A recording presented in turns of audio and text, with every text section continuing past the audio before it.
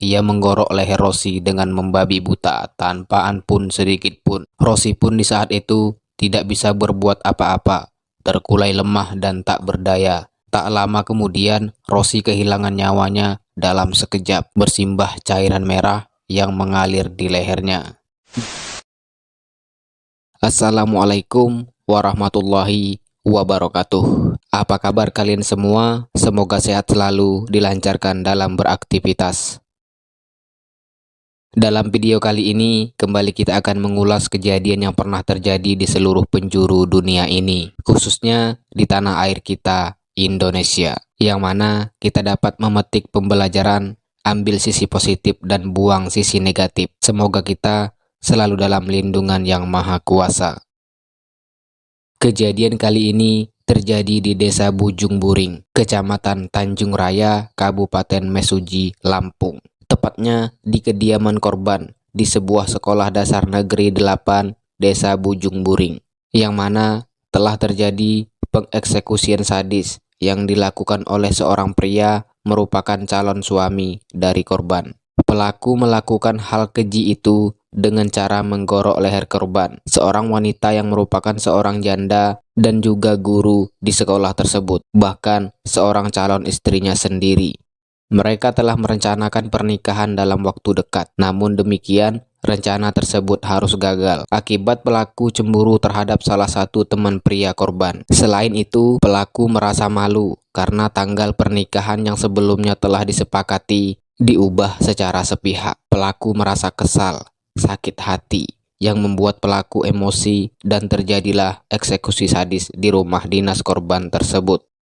Bagaimana cerita selengkapnya? Langsung saja kita libas.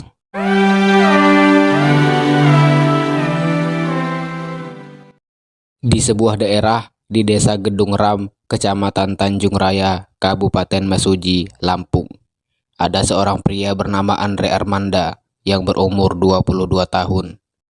Diketahui ia bekerja sebagai petugas koperasi. Andre sangat rajin bekerja. Ditambah lagi, dalam waktu dekat ia akan melangsungkan pernikahan.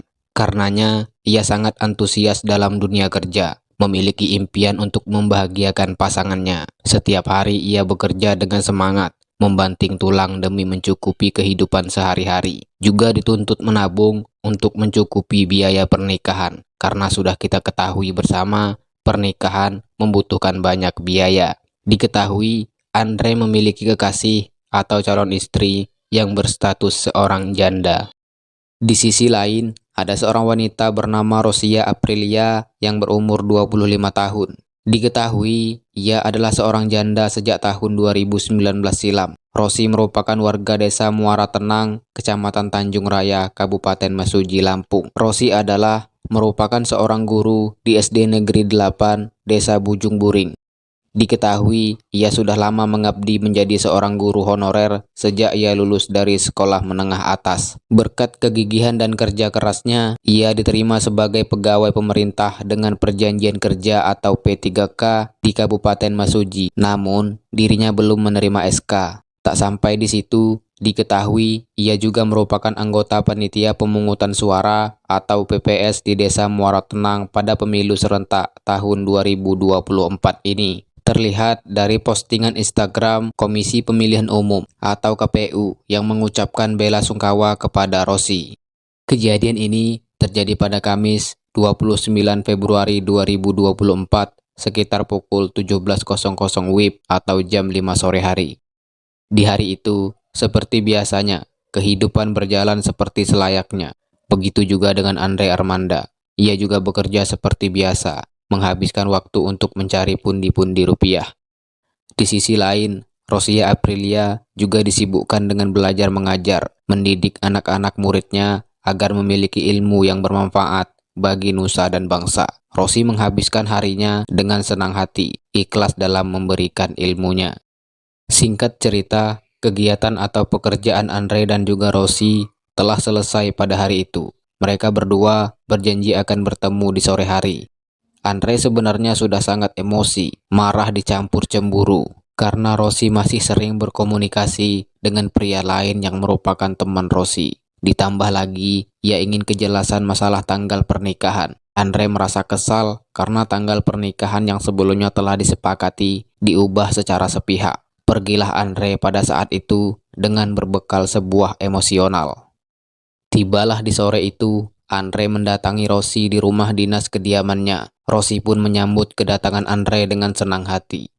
Tak berselang lama, dalam pertemuan itu, keduanya terlibat cekcok, saling adu mulut, saling jawab, masing-masing memberikan pembenaran diri. Sekian lama, keributan itu belum juga mereda. Keduanya malah semakin memanas, tersulut emosi. Mungkin saja keduanya saling mengeluarkan kata-kata kasar, karena memang dalam situasi dan kondisi menegangkan pada saat itu. Percekcokan keduanya belum juga mereda. Semakin lama semakin memuncak, tak bisa dibendung lagi. Akhirnya, Andre yang pada saat itu memang sudah sangat emosi, bercampur sakit hati, mengambil sebilah pisau di dapur, lalu kemudian dengan gelap mata, ia menggorok leher Rosi dengan membabi buta tanpa ampun sedikit pun. Rosi pun di saat itu tidak bisa berbuat apa-apa, terkulai lemah dan tak berdaya. Tak lama kemudian, Rosi kehilangan nyawanya dalam sekejap, bersimbah cairan merah yang mengalir di lehernya. Jasad Rosi ditemukan pertama kali oleh temannya, bernama Siti yang juga merupakan seorang guru di SD Negeri 8, Bujung Buring. Ia juga tinggal di rumah dinas guru tersebut. Diketahui, Siti baru saja pulang dari desa Brabasan dan langsung melaksanakan sholat. Setelah melaksanakan ibadah tersebut, kemudian melihat Rosi sejak tadi tidak keluar dari kediamannya, Siti berpikir kalau Rosi sedang tidur. Ia berinisiatif untuk membangunkan Rosi dengan cara memanggil, namun tidak ada sautan. Di situ Siti merasa khawatir dengan teman seperjuangannya itu. Kemudian, Siti berusaha membuka pintu dengan cara paksa. Tak disangka, ia pun langsung menyaksikan tubuh Rosi yang tergeletak, bersimbah cairan merah dan sudah tidak bernyawa. Melihat kondisi Rosi yang mengenaskan tersebut, kemudian Siti langsung memberitahu penemuan itu kepada tetangga, lalu menghubungi dan melaporkan kejadian itu kepada pihak kepolisian. Tak lama setelah itu, pihak kepolisian pun langsung bergerak cepat untuk melakukan olah TKP. Usai melakukan olah TKP, jasad Rosi langsung dibawa ke rumah sakit terdekat untuk dilakukan otopsi. Kemudian, pihak kepolisian langsung melakukan penyelidikan terkait peristiwa itu. Di sisi lain, tidak diketahui pasti setelah kejadian itu, Andre melarikan diri entah kemana. Namun yang jelas, dirinya ditangkap selang beberapa jam kemudian. Pihak kepolisian berhasil meringkus Andre dan lalu diamankan sebagai tersangka bersama barang bukti, yaitu sebuah jaket hitam, sebuah sarung tangan, dan juga sebuah pisau. Atas kejadian itu, Andre harus mempertanggungjawabkan perbuatannya. Ia dijerat dengan pasal yang berlaku, dengan ancaman pidana, hukuman mati, atau pidana penjara seumur hidup, atau selama waktu tertentu, paling lama 20 tahun penjara.